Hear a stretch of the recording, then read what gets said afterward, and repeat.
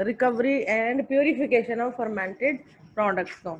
तो उसमें हमने थोड़ा सा इंट्रोडक्शन करवाया था, उसकी स्टेजेस देखी थी, फिर उसमें जो क्राइटेरिया देखा था, और जो उसमें सॉलिड मैटर को सबसे पहले जो है हम जो है रिमूव करते हैं तो उसके मेथड्स देखे थे। सिंपल जो है फिल्ट्रेशन का मेथड, सेंट्रीफ्यूगेशन का, सेल डिसरप्शन का है, और जो फिजिकल एंड मैकेनिकल मेथड्स में कुछ टाइप्स पड़ी थी, और जो है ना कुछ केमिकल मेथड्स देखे थे, फिर लिक्विड लिक्विड एक्सट्रैक्शन देखी थी। ठीक है, तो नेक्स्ट हम आज जो मेथड पढ़ेंगे वो है two phase aqueous extraction method. ठीक है, उसके नाम से ही जाहिर है, इसमें आप सोचें कि टू फेज, इसमें दो फेजेस बनेंगी, एक्वियस या लिक्विड की एक्सट्रैक्शन मेथड की। ठीक है, अच्छा अब इसमें लिक्विड लिक्विड जो हमने वो उसमें वैसे जस्ट बता रहे हैं कि liquid liquid extraction is well established technology in chemical processing, उसमें है, लेकिन क्या है कि the use of organic solvents has limited applications, में limited applications in processing of sensitive biologicals. ठीक है, बायोलॉजिकल जो है कंपाउंड कह लें या बायोलॉजिकल्स भी कह सकते हैं। एक्वियस टू फेज सिस्टम जो है on the other hand have a high water content. अब जो है एक्वियस फेज में इसमें क्या है, ये एफिशिएंट सिस्टम है और जो है कुछ लिमिट्स को ये रिजॉल्व करता है। अब इसमें क्या करता है, इसमें जो है ना इसमें हाई वाटर होल्डिंग कैपेसिटी किसी भी जो है ना इसकी ज्यादा है। ठीक है, जितना कोई वाटर जो है कैरी कर सकता है कोई भी ना कंपाउंड, उसकी जो ये capacity, water holding capacity simple in words में कह लें कि ये ज्यादा है। फिर लो इंटरफेशियल सरफेस टेंशन जो है इसकी जो है ये लो है। ठीक है, and are regarded as being biocompatible. Biocompatible का लफ्ज आपको पता है, कंपैटिबिलिटी क्या है, मुताबिकत, और ये बायोकम्पैटिबल है। अब सरफेस टेंशन क्या होती है कि मिनिमम सरफेस, फॉर एग्जांपल कोई लिक्विड है, उनके मॉलिक्यूल्स को कंप्रेस कर दिया जाए, उनकी मिनिमम सरफेस होती है। ठीक है, तो वो जो टेंशन सी एनर्जी सी वहां पे प्रोडक्शन होती है ना, उसको सरफेस टेंशन बोलते हैं। तो इसका वाटर होल्डिंग कैपेसिटी ज्यादा है और लो इंटरफेशियल सरफेस टेंशन इसमें कम होती है। ठीक है, फेज सेपरेशन आगे हम देखते हैं ये किस तरह से वर्कआउट करती है technology. Phase separation occur when hydrophilic polymers are added on an aqueous solution. अब इसमें फेज सेपरेशन, फेज का मतलब है कि दो फेजेस हैं। ठीक है, इसमें टू फेज हैं, इसमें फेज सेपरेशन कैसे होती है कि अब हाइड्रोफिलिक, एक लफ्ज होता है हाइड्रोफोबिक और एक लफ्ज होता है हाइड्रोफिलिक। फोबिया से निकला है ना, वाटर फियरिंग, वाटर रिपेलेंट होते हैं या वाटर इनसॉल्युबल होते हैं। हाइड्रोफिलिक जो है, फोबिक की बात कर रहे हैं। अब जो हाइड्रोफिलिक है ये वाटर सॉल्युबल होते हैं, वाटर लविंग जो होते हैं। जितने भी हमारे पास कंपाउंड्स हैं जो है ना उनको ये हाइड्रोफिलिक बोलते हैं, जो वाटर लविंग हैं या वाटर सॉल्युबल हैं। ठीक है, अब जब क्या क्या है कि when hydrophilic water soluble polymers are added to an aqueous solution. ठीक है, जब एक्वियस सॉल्यूशन में वो ऐड किए जाते हैं and the concentration exceed a certain value. अच्छा, अब जो कंसंट्रेशन आपको पता है उसमें फर्क पड़ जाएगा। ठीक है, हमारे पास जो एक्वियस सॉल्यूशन पड़ा है, हमने कोई और उसमें जो है वाटर सॉल्युबल जो है कंपाउंड ऐड किया है, तो उसे कंसंट्रेशन में फर्क आ जाएगा। अच्छा, अब two miscible immiscible aqueous phases बनेंगे। अब जो डिफरेंट टाइप के जो है ना उसमें जो हमारे पास एक्वियस सॉल्यूशन है, यानी कि वो एक ही फेज शो नहीं करेंगे, उसकी टू लेयर्स बनेंगी डिफरेंट। फॉर एग्जांपल इसकी वैसे जस्ट फॉर एग्जांपल आपको दे देती हूँ कि अगर आपको डिफरेंट आपने सब्सटेंसेस ऐड किए हैं या कंपाउंड ऐड किए हैं, एक जो है एक ले लें वाटर ले लें, दूसरा ऑयल ऐड किया है, तो उसकी आप देखेंगे ऑयल की सेपरेट लेयर बनेगी और जो वाटर है उसकी सेपरेट लेयर, उसमें टू फेजेस नजर आएंगी। ठीक है, इस तरह टू जो है इमिसिबल का मतलब जिनको हम मिक्स नहीं कर सकते, एक्वियस सॉल्यूशंस जो हैं उनकी टू फेजेस नजर आती हैं इस टेक्निक में। ठीक है, अब देखते हैं कि किस तरह वर्कआउट करती है। अच्छा, the extract biological active polymers. ठीक है, अब बायोलॉजिकल एक्टिव पॉलीमर्स या प्रोटीन्स हैं, एंजाइम्स हैं, न्यूक्लिक एसिड्स हैं। ठीक है, it is necessary to have a two phase system, क्योंकि इसके नाम से ही सारे टू फेज एक्सट्रैक्शन है। अच्छा which will not D nature the biopolymers. अब ये डी नेचर भी नहीं करेगी और उसको एक्सट्रैक्ट भी कर देगी टू फेजेस में। ठीक है, द सेपरेशन ऑफ टू और more components from a liquid mixture into two immiscible liquid phases. अब इसमें क्या है, सेपरेशन टेक्निक है, ठीक है, ऑफ टू और more components from a liquid mixture into two immiscible liquid. और भी हो सकते हैं जो है ना कंपोनेंट्स, बट इसमें हमें टू फेजेस ही नजर आएंगे क्योंकि टेक्निक में टू फेजेस नजर आते हैं। Based on their unequal solubility is known as aqueous two-phase extraction। हम जाहिर है हर एक की इक्वल तो सॉलिबिलिटी, डिफरेंट सॉलिबिलिटीज हैं, डिफरेंट जो है हमारे पास कंपाउंड है या मिक्सचर में डिफरेंट जो आपके two, for example two solutions हैं, अपने डिफरेंट डिफरेंट कंपाउंड्स हैं, उसमें उनकी सॉलिबिलिटी भी डिफरेंट होगी, ठीक है। अच्छा, अब aqueous two phase partitioning of biomolecules is a well establish process which was first जो है इंट्रोड्यूस बाय अल्बर्टसन जो है वो साइंटिस्ट ने इसको इंट्रोड्यूस करवाया था, ठीक है। वही वाली बात करें कि two phase partitioning, it is a type of a liquid extraction है। जाहिर लिक्विड लिक्विड एक्सट्रैक्शन है। ये देखें यहाँ पे भी आपको टू डिफरेंट टाइप्स के जो सोल्यूशन है उनकी टू फेजेस नजर आ रही हैं। इसमें भले से वो डिफरेंट कलर्स के हैं लेकिन कलरलेस भी हो सकते हैं, और इधर भी कोई और डिफरेंट कलर्स भी हो सकते हैं, ठीक है। कोई से भी टू मिक्सचर्स हैं लेकिन उसकी टू फेजेस नजर आएंगे। उसमें और भी मिक्सचर होंगे लेकिन वो मतलब उसमें वर्कआउट नहीं करेगा, इसमें टू के लिए है ये वर्कआउट करती। इट इज अ टाइप, अच्छा, type of liquid extraction method which makes use of two aqueous phases. अच्छा, इन एक्वस, एक्वियस आपको पता है कि लिक्विड बाई फेज यानी कि टू फेज एक्सट्रैक्शन, बाई का मतलब टू होता है। The basic principle involves the differential partitioning of desired protein. For example हमने कोई बायोलॉजिकल मॉलिक्यूल है, कोई बायोलॉजिकल पॉलीमर, उसको फॉर एग्जांपल प्रोटीन है, ठीक है। अब उसमें पार्टीशनिंग हो रही है टू फेज में, ठीक है, डिफरेंट टाइप्स के जो हैं पॉलीमर्स की बेस पे। अच्छा, partitioning of desired protein into two immiscible phases extracted from an aqueous feed containing a complex mixture of protein. अब एक कॉम्प्लेक्स मिक्सचर ऑफ प्रोटीन है, उसमें जो टू फेजेस हमें मिल रही है, उसका मतलब दो फेजेस जो अलग अलग नजर आएंगी हमें। Both of the phases contain distinct polymer और polymer and salt are relatively rich in water, ठीक है। इसकी जो है ना जो जितनी सॉलेबिलिटी होगी उतने परसेंट वो जिस तरह से होगी वो हमें नजर आएंगे। And do not D nature the protein and other biopolymers. अब वो डी नेचर नहीं होंगे इस टेक्निक में। सेपरेशन टेक्निक नो डाउट के है, लेकिन इसमें जो है आपका जो बायोलॉजिकल पॉलीमर्स हैं, जो भी आपके टेस्ट सब्सटेंस है, वो उसके अंदर सॉलेबल जो है डी नेचर नहीं होगा, वो इंटैक्ट फॉर्म में रहेगा, ठीक है। तो ये टेक्निक है, और ये देखते हैं इसमें रिकवरी किस तरह से हमें मिलती है और ये किस तरह से टेक्निक वर्कआउट करती है। अब इसमें solvent use for extraction are accessible है and therefore need to recover to reduce cost, cost effective भी है और एक्सेसिबल भी है, ठीक है। अब सॉल्वेंट रिकवरी यूजुअली यूजिंग, इसमें टू चीजें आपने याद रखनी, टू थिंग्स, ठीक है। इसमें जो है ना, इसमें क्या दो प्रोसेसेस होते हैं।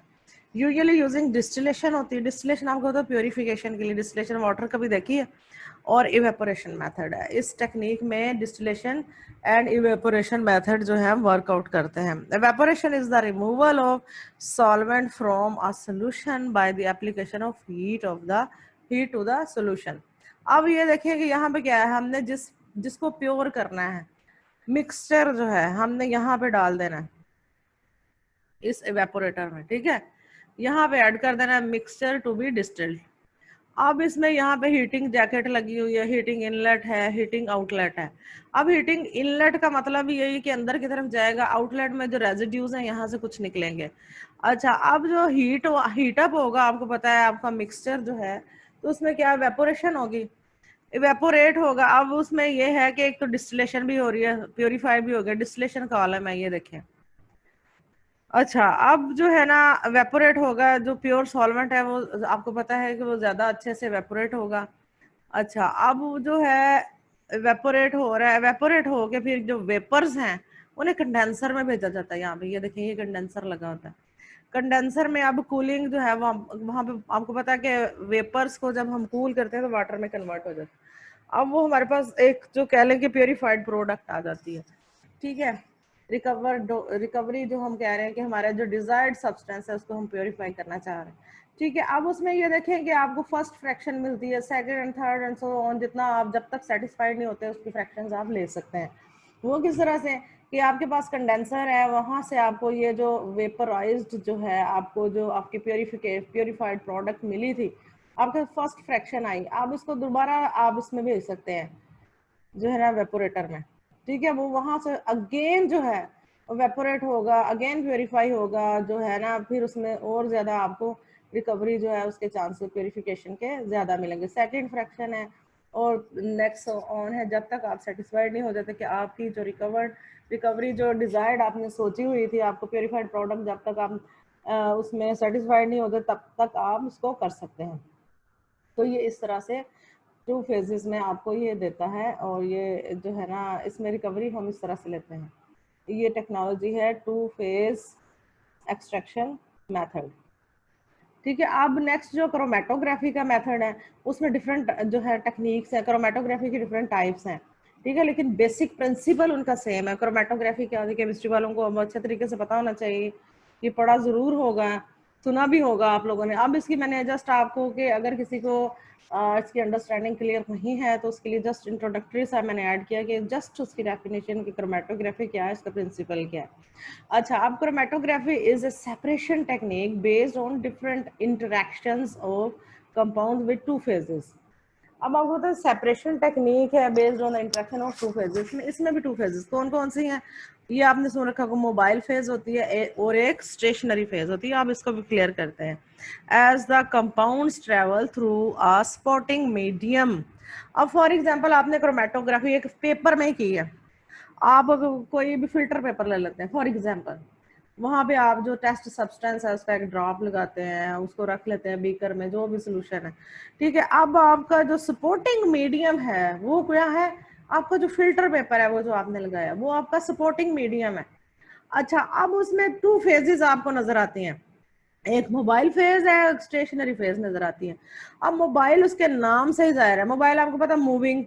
अब जो ट्रेवल कर जाता है, जो फ्लो कर जाता है आपके सॉल्वेंट जो है मीडियम के ऊपर, सपोर्टिंग मीडियम क्या है, आपका जो फिल्टर पेपर है उस पेपर जो ट्रेवल कर जाता है आपका जो है ना सॉल्वेंट है, जब ट्रेवल कर रहा है तो वो उसकी मोबाइल फेज है कि अपने साइज के लिहाज से उसने ट्रेवल करना है, जितना स्मॉल साइज होगा उतना दूर तक ट्रेवल करेगा, ये अब आपको पता है। अच्छा, अब स्टेशनरी फेज जो है उसमें क्या है कि जो आफ्टर ट्रेवल जितना करना था कर लिया फिल्टर पेपर पे, अब जिसने जो ट्रेवल करने के बाद जो है, अब जो एनालाइट भी बोलते हैं ना, आपका टेस्ट सब्सटेंस जिसको भी आपने टेस्ट करना है उसको एनालाइट भी कहते हैं, जिसकी आपने एनालिसिस करनी है, उसका ड्रॉप जिसका लगाया ना जो भी टेस्ट सब्सटेंस है उसको एनालाइट भी बोलते हैं। अब जो है कि उसके ऊपर एक लेयर बनेगी, डिफरेंट लेयर बनेगी। ठीक है, जो लेयर उसमें जितना ट्रेवल कर लिया वो जो उसके ऊपर एक जो आएगा लेयर सी कोटिंग सी आएगी, वो हमारी स्टेशनरी फेज कहलाएगी। अब इसको आपने मिक्सअप नहीं करना, मोबाइल के नाम से याद रखना है कि मूविंग जितना फ्लो करेगा, जब फ्लो टाइम है वो मोबाइल फेज है, जब सब्सटेंस ट्रेवल जो सॉल्वेंट ट्रेवल कर रहा है, और जब उसने ट्रेवलिंग रोक दी है, स्टेशनरी का मतलब वो रुक जाना, सेकंड फेज है। ठीक है, उसमें क्या है कि आपने जितना ट्रैवल करना था कर लिया, उसके जो ऊपर जो एक कोटिंग सी रह गई, जो उसके ऊपर मार्क्स सा रह गया कि यहाँ से यहाँ तक आपका सॉल्वेंट ट्रैवल किया है, वो आपकी आफ्टर ट्रैवल करने के बाद वो ट्रैवल नहीं करेगा, वो आपकी स्टेशनरी फेज है, उसको आप देख लेंगे। अब सपोर्टिंग मीडियम मैंने बता दिया कि आपका कॉलम है। ठीक है, सॉलिड सरफेस है कोई से भी on which the stationary phase is bound or coated. ठीक है, अब मोबाइल फेस को अगर देखा, a solvent that flows through the supporting medium. Supporting medium आपको फिल्टर पेपर है या कोई भी मीडियम आप दे रहे, सॉलिड सरफेस है। ठीक है, a layer or coating on supporting medium that interacts with analyte. अब जो लेयर है, जो जितना जो एनालाइट है, जो टेस्ट सब्सटेंस है, जितना वो उसके साथ उसकी कोटिंग बनेगी और लेयर बनेगी, वो हमारी स्टेशनरी फेज है। स्पोर्टिंग मीडियम आपको बता दिया। अब जो बेसिक प्रिंसिपल है ना, पर्पस क्या होता है हमारा क्रोमेटोग्राफी का, is to separate molecules from each other. ठीक है, डिफरेंट मॉलिक्यूल्स की सेपरेशन टेक्निक है। To do this you need to separate two system which acha you need two system which molecules will choose depending upon their affinity। उसकी interaction के लिहाज से जो है ना दो सिस्टम, इसमें दो सिस्टम वही है, स्टेशनरी फेज और मोबाइल फेज, ठीक है। अब कॉलम, इसमें भी क्या क्या, column which is filled with small silica particles. अब सिलिका का भी पता है केमिस्ट्री वालों को कि सिलिका जेल क्यों यूज करते हैं। आप देखो थर्मोमीटर वगैरह में भी सिलिका यूज होता है। अब उसमें ना डिफरेंट जो है ना सिलिका क्यों यूज करते हैं, ये अब केमिस्ट्री वालों को पता होना चाहिए, मेरा ख्याल पता भी है। अब जो है ना सिलिका की आपको पता है प्रॉपर्टीज हैं, हार्डनेस में है, मेल्टिंग है, बॉइलिंग पॉइंट वगैरह में इसकी प्रॉपर्टीज को देखते हुए ये एक आपको पता मिनरल है, सॉलिड क्रिस्टलाइज्ड जो है मिनरल है, इसको यूज किया जाता है। अब इसमें देखें, अब कॉलम इसमें यूज किया जाता है which is filled with small silica particle, ठीक है, is the stationary phase. Column आपको पता है स्टेशनरी फेज ही हुई ना, जो सॉलिड मीडियम है। अच्छा, योर एनालाइट, एनालाइट वो test substance is being move, जब मूव ओवर कर रहा है, यहाँ पर इस लफ्ज से पहचान है, when moved over the particles with the fluid, उसकी मोबाइल फेज है, ठीक है। अब मोबाइल फेज से उसके नाम से जाहिर है मूविंग, स्टेशनरी उसकी साकन फेज है, ठीक है। Analyte, analyte test substance, analyte can then choose whether they would like to stay in the fluid or at the stationary phase, ठीक है। अब इसमें गैस क्रोमेटोग्राफी में जो फ्लूइड है वो गैस है, लिक्विड में लिक्विड यूज किया जाता है। अब इसका क्रोमेटोग्राफी प्रिंसिपल देखें कि फॉर एग्जांपल ये आपका जो मीडियम है, स्पोर्टिंग मीडियम है, ये सारा कॉलम।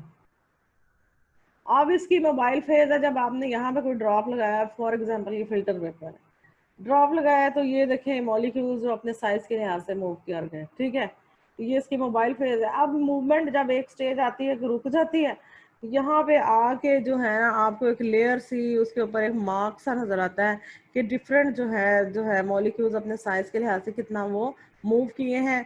तो ये देखें, ये जो है ना हमारी स्टेशनरी फेज आ जाती है। देखें स्टेशनरी में लिक्विड एब्जॉर्ब, जितना एब्जॉर्ब होना था। अब एक लफ्ज होता है एडजॉर्ब्ड, एक लफ्ज होता है एब्जॉर्ब, इन दोनों का डिफरेंस भी बताऊंगी। एडजॉर्प्शन होती है कि एडहियरेंस, एडहियन जो है मॉलिक्यूल्स की किसी सॉलिड सरफेस के साथ, ठीक है, उसको एडहियन या एडजॉर्प्शन भी बोलते हैं, एडजॉर्ब्ड, ठीक है। अच्छा, liquid adsorb on to solid support, the liquid can be changed depending on the mixture being tested, ठीक है। अब लिक्विड जो है, liquids can be change depending on the mixture being tested, वो चेंज भी हो सकते हैं, ठीक है। अब ये जो है ये यही शो करता है कितना उसके साथ वो एडहियर किया है, स्टिक किया है। अच्छा, जो नेक्स्ट हम क्रोमेटोग्राफी में जो टेक्निक्स पढ़ते हैं ना, इन मैनी ये जो फर्मेंटेशन प्रोसेसेस में क्रोमेटोग्राफिक टेक्निक्स यूज होती हैं to isolate and purify relatively low concentration of metabolic products जो है। अच्छा, द टेक्निक्स कौन कौन सी हैं, आप नाम सुनोगे, adsorption chromatography, ion exchange chromatography है, जेल परमिएशन क्रोमेटोग्राफी है, एफिनिटी क्रोमेटोग्राफी है, रिवर्स फेज क्रोमेटोग्राफी है, and high performance liquid chromatography है, जैसे HPLC का नाम भी आपने सुना होगा, ठीक है। तो ये क्रोमेटोग्राफी का, अब ये देखें कि मेन प्रिंसिपल क्या है कि सेपरेशन करना साइज की बेस पे। अब मेन प्रिंसिपल तो वही, अब थोड़ी थोड़ी मॉडिफिकेशंस के साथ डिफरेंट टेक्निक्स जो है, जो मॉडर्न टेक्निक्स आगे से आगे जो है वो आती गई हमारे पास, ठीक है। तो वो उससे डिफरेंट जो है उसकी स्पेशलिटी और डिफरेंट टेक्निक्स और डिफरेंट मॉडिफिकेशन की बेस पे डिफरेंट नेम्स दिए गए, ठीक है। अच्छा, अब आपको एडजॉर्प्शन और एब्जॉर्प्शन का मैंने थोड़ा सा कहा था कि बच्चों को थोड़ा ये कंसेप्ट क्लियर हो, ये थोड़ा सा इसलिए ऐड किया है। अब एब्जॉर्प्शन क्या है, एब्जॉर्प्शन, ठीक है, जज्ब होना। एडजॉर्प्शन से याद रखना, एडहियन, स्टिक करना किसी भी सरफेस का, ठीक है। Absorption, it is the process by which atoms, molecules और ions enter in a bulk में एंटर होते हैं, ठीक है। इससे accumulation of the molecular species at a surface, in bulk में नहीं होती, ठीक है। It is a bulk phenomena, it is a surface phenomenon जो है एड्सॉर्प्शन जो है। अब एब्जॉर्प्शन क्या, इट इज एंडोथर्मिक प्रोसेस, और एडजॉर्प्शन एक्सोथर्मिक थर्मिक प्रोसेस है। अब एंडोथर्मिक और एक्सोथर्मिक, केमिस्ट्री वालों को ये नहीं हो सकता कि हाँ पता हो क्या प्रोसेसेस होते हैं। अब आपको पता है एंडोथर्मिक में जो है ना हीट ये है, ये मतलब जज़ब करते हैं, इनसाइड जो है जज़ब करते हैं और कूलिंग इफेक्ट है, ठीक है। और एक्सोथर्मिक हीट एमिट होती है, ठीक है।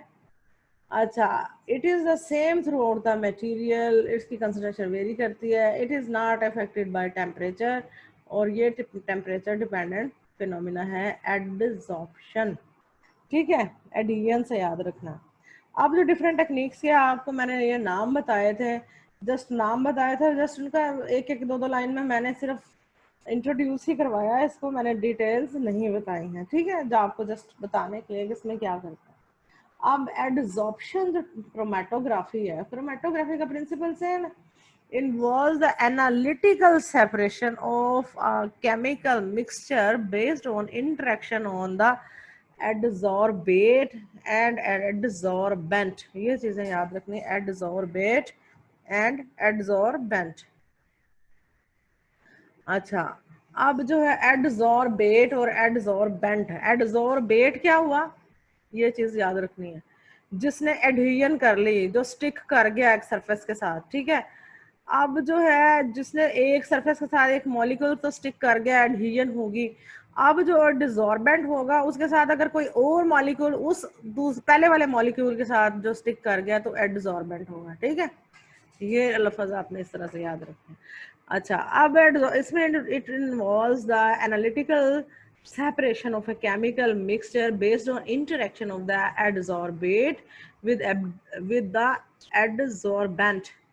The mixture of gas or liquid gets separated when it passes over absorbent जो है ना bed that adsorb different compounds at different rates, ठीक है। अब आयन उसके नाम से ही जाहिर है, आयन एक्सचेंज भी कहते हैं। आयन एक्सचेंज क्रोमेटोग्राफी में क्या होता है, इज अ क्रोमेटोग्राफिक प्रोसेस है that separate ions and polar molecules based on their affinity, ठीक है। इंटरेक्शन जितना होता है उसके बेस पे सेपरेट करता है आयंस को और पोलर। आयन एक्सचेंज का नाम ही उससे जाहिर है। अच्छा, affinity to the ion exchanger, it works on almost any kind of the charged molecule including large proteins, small nucleotides and amino acids। अच्छा, जेल परमिएशन क्रोमेटोग्राफी में क्या होता है, it is type of size exclusion, इसको size exclusion chromatography भी कहते हैं।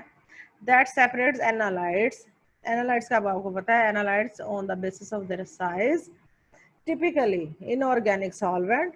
The technique is often used to for the analysis of polymers के लिए, और ये साइंटिस्ट ने जो है ना 19 डिफरेंट ये बताया हुआ कि फर्स्ट जो डेवलप किया था 1955 में जो है ना ये डिफरेंट साइंटिस्ट ने इसको जो डिस्कवर किया था।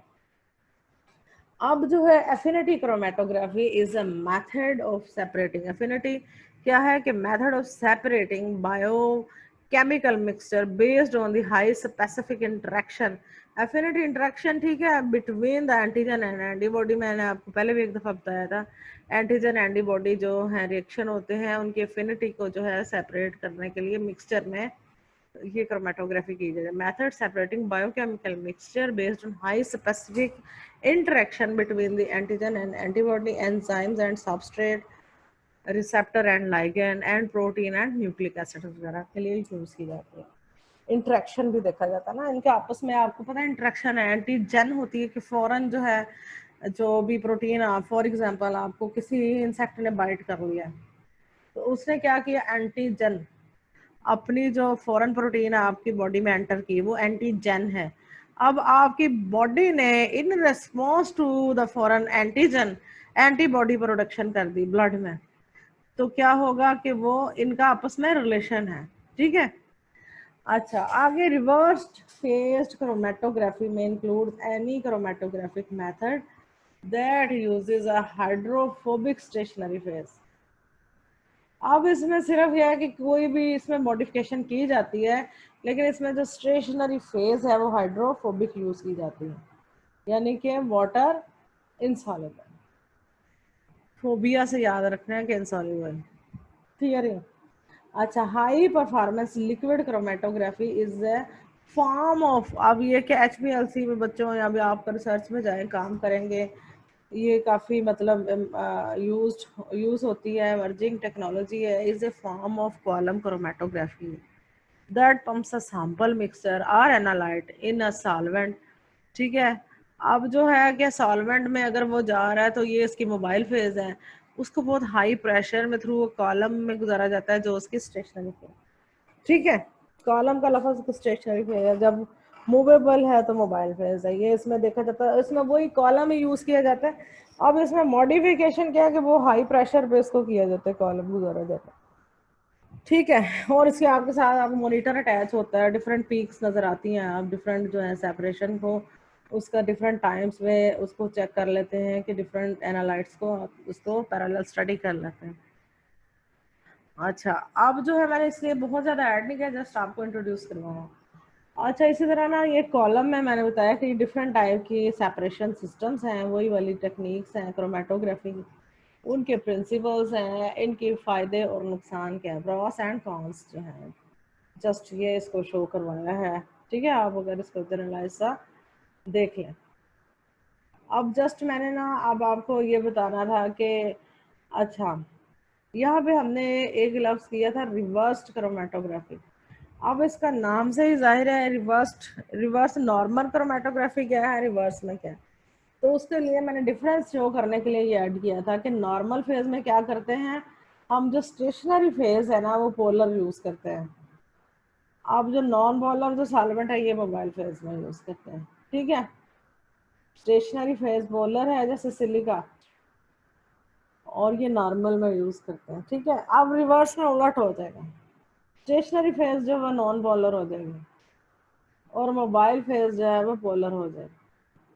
ठीक है, यानी कि कोई डिफरेंट थिंग हम यूज करेंगे जो नॉन पोलर। ठीक है, जैसे ये है C18 है। ठीक है,